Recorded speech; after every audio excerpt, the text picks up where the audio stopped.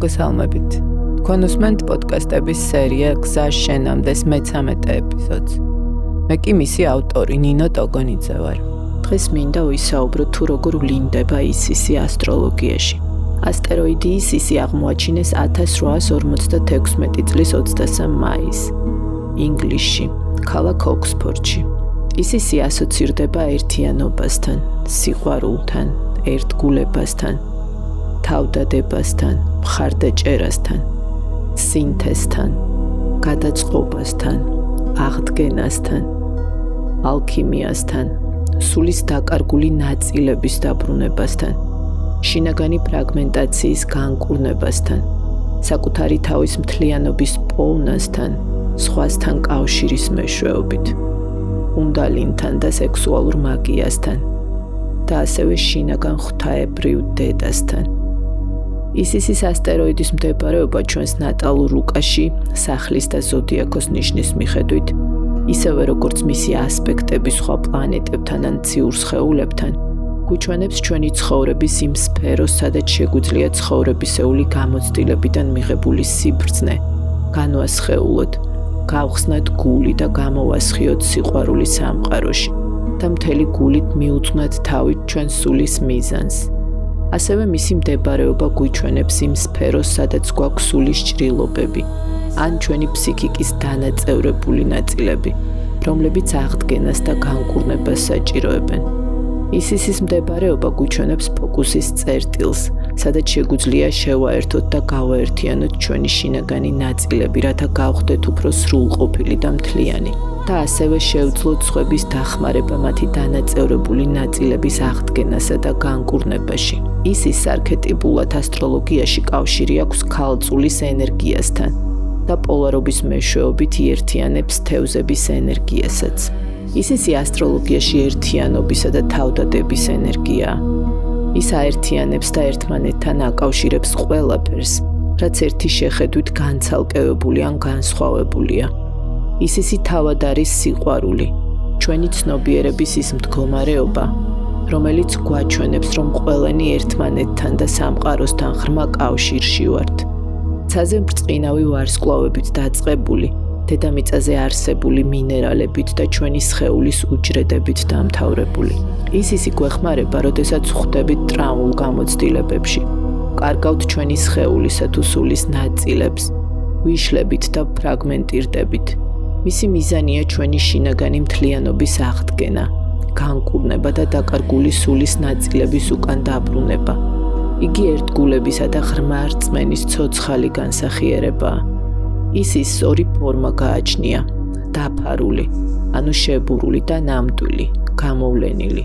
შებურულ ფორმაში ისისი ასტრალურ სამყაროში ემოციებისა და სურვილების ილუზიებს არის მიჯაჭვული.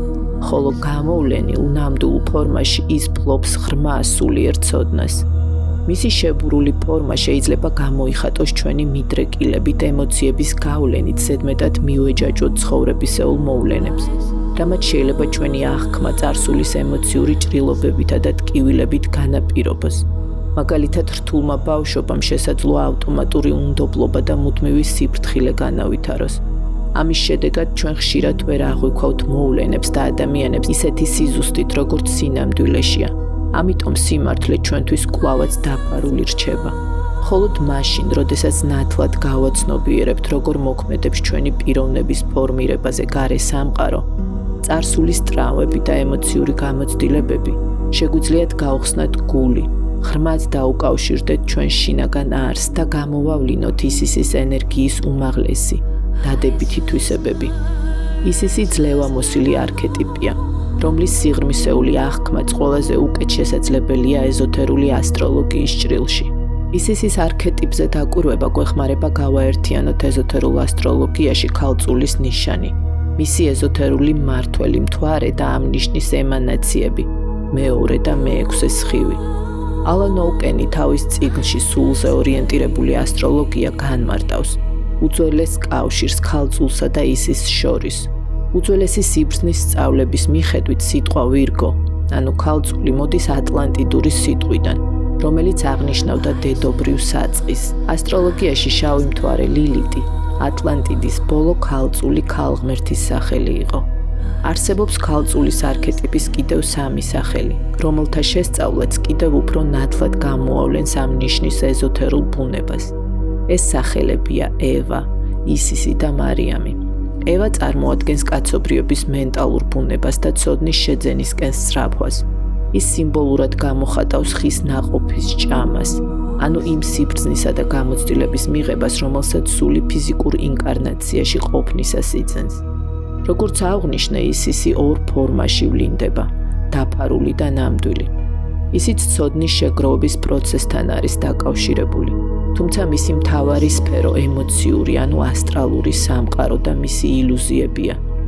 ისისის საფარველი სწორედ ასტრალურ რეალობის ილუზიებს გამოხატავს, ხოლო მისი გახსნა გულისხმობს დაფარული სულიერი სიმართლის აღქმას. სახელი მარიამი ძალიან ძველია და მჭიდრო კავშირშია წყლის სტიქიასთან, რაც კარგად ჩანს მის სხვადასხვა ფორმებში. სანსკრიტულად მაია, ებრაულად მაიამ, ლათინურად კი მარე. მარიამი ფორმის დედობრივ მატრიცას განასახიერებს, რომლის წარმოშობაც უკავშირდება ზღვას. სწორედ მარიამის ფიზიკური სხეულიდან დაიბადა ზეციური თევზი იესო. ქალწული მისი 3 ასპექტით, მენტალური ევა, ემოციური ისისი და ფიზიკური მარიამი, ასახავს დედობრივი საწყისის სინთეზურ თვისებებს.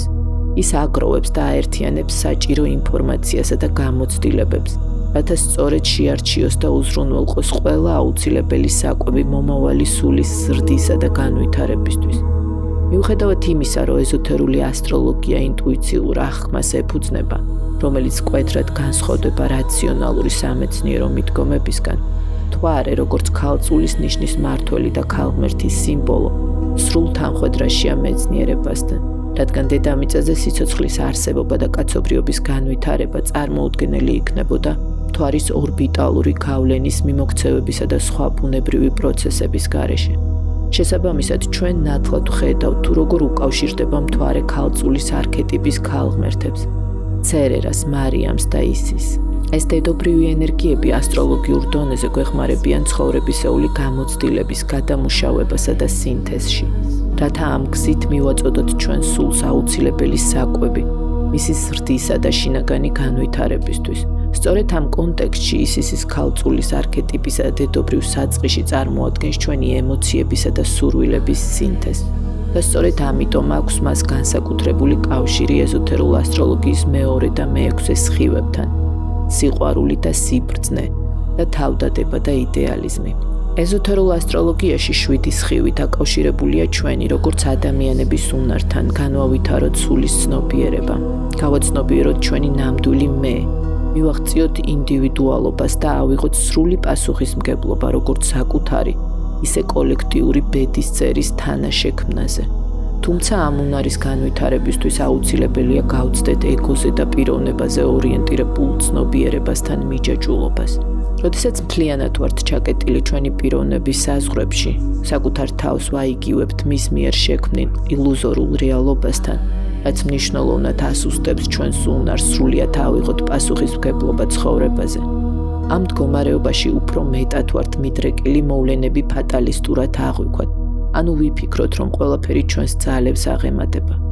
ისისის და მეორე სხივს შორის კავშირი აშკარად ძლიერია, რადგან ისინი უძველესი დროიდან უკავშირდება სირიუსის ვარსკვლავს, ხოლო ეზოთერულ ასტროლოგიაში თავად სირიუსი ასოცირდება მეორე სხივთან.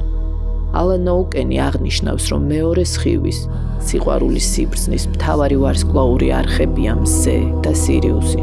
შესაბამისად, ოუკენის თქმით, ჩვენს მზის სისტემაში 7-ვე სხივი მოქმედებს სწორედ მეორე სხივის მეშვეობით, რაც სიყვარულისა და სიბრძნის ენერგიას ჩვენთვის კიდევ უფრო მნიშვნელოვანს ხდის.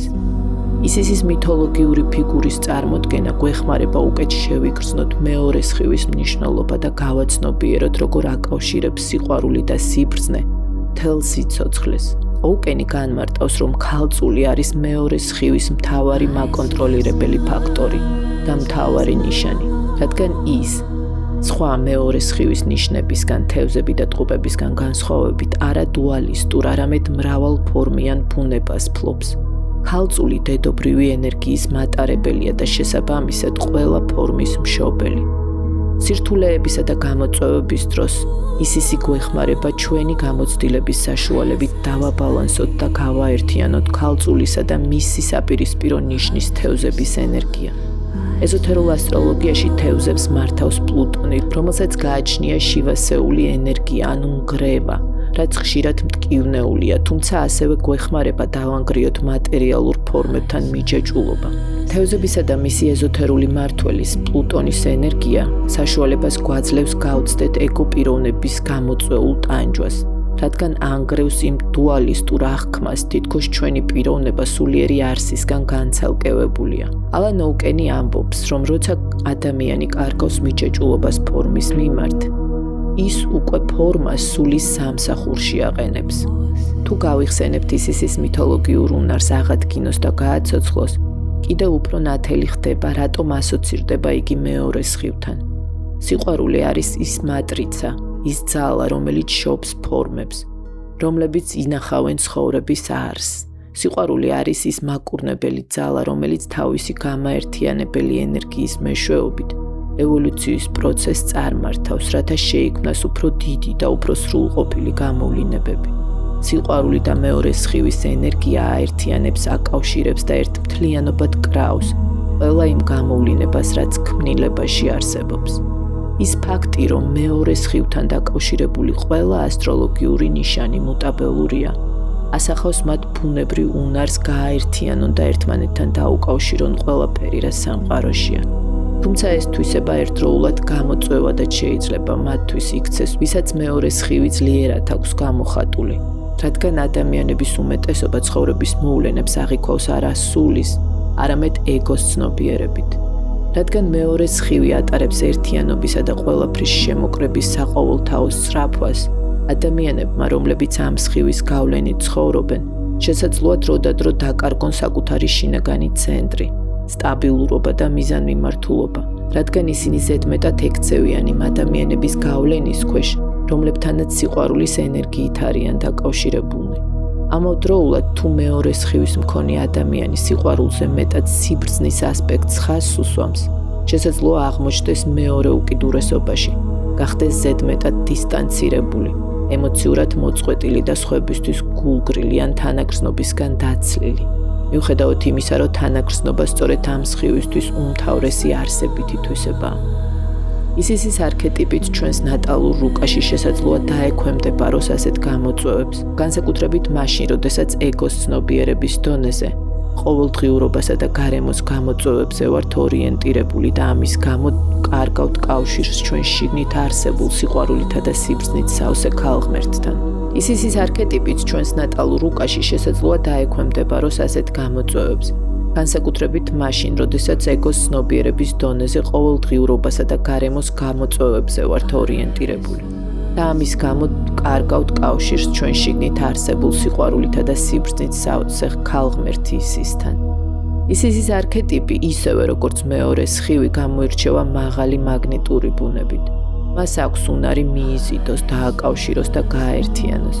ეს ენერგია ხშირად უკავშირდება კუნდალინის ძალას და სექსუალურ მაგიას, რაც შესაძლოა მოდის ოსირისის მითის იმ ნაწილიდან, სადაც ისისი არა მხოლოდ აცოცხლებს ოსირისის სხეულს, არამედ ერთიანდება მასთან და რჩება ორსულად.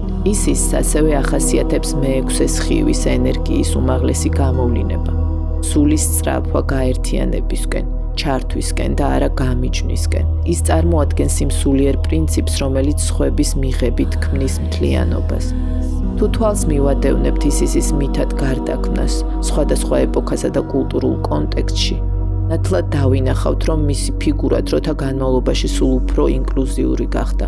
თავდაპირველად მხოლოდ ადგილობრივი ეგვიპტური ღვთაება იყო, თუმცა თანდათანობით მისი გავლენა გაფართოვდა ეგვიპტის საზღვრებს მიღმა და შერწყმულ იქნა სხვა რეგიონებსა და რწმენების ღვთაებებთან. პირველ ეტაპზე ისის გამოხატავდნენ როგორც ფარაონის მეუღლეს, მმართველის გვერდით მდგომ ქალღმერთად. მოგვიანებით კი მისი შერწყმა მოხდა ჰათორის არქეტიპთან, რის შედეგადაც ისისი დედობის უნივერსალურ სიმბოლოდ იქცა. სწორედ ამ პროცესის გამოძახილია ის, რომ გვიანდელ გამოსახულებებში მას თავზე ჰათორისთვის დამახასიათებელი ძროხის რქები და მზის დისკო ადგას. ადრეულ გამოსახულებებში კი ისის თავზე აქვს ტახტის იეროგლიფი, რაც მიანიშნებს მის ღრმა კავშირს მმართველობასთან, როგორც ძალაუფლების სულიერი საყრდენი და მმართველის უკან დგომი უხილავი სიბრძნე. ეს გარდაქმნა ისის აქცევს დროისა და სივრცის მიღმა არსებულ არქეტიპად. ოსისის ფიგურის მნიშვნელობის ზრდა ეგვიპტურ მითოლოგიაში ისისის ისტორიაც გარდაქმნა და უფრო მჭიდროდ დაუკავშირდა მას. მათი კავშირი გადაიქცა ერთ-ერთ ყველაზე ღრმა, გავლენიან მისტერიად, რომელიც საუკუნეების განმავლობაში არსებობდა როგორც სულიერი ცოდნის და ტრანსფორმაციის საიდუმლო რიტუალი.